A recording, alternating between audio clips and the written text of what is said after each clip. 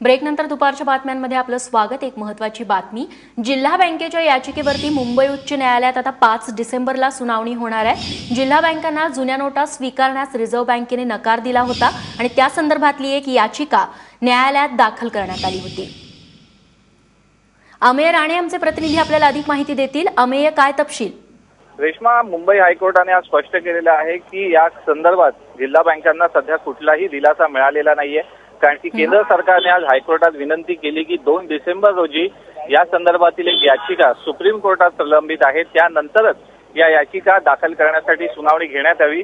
त्या विनंतीनुसार हायकोर्टाने 5 डिसेंबर रोजी आता तारीख जी आहे ती केलेली आहे निश्चित। मात्र आज जिल्हा बँकांच्या तर्फे हायकोर्टात स्पष्ट करण्यात आलंय की एसबीआयने त्यांच्याकडचे जुने पैसे घेण्यास नकार दिलेला आहे, त्याचबरोबर त्यांना कुठल्याही प्रकारचं नवीन चलन देखील मिळत नाहीये, ज्याचा फटका या जिल्हा बँकेत असलेले जे खातेदार आहेत त्यांना बसणार आहे।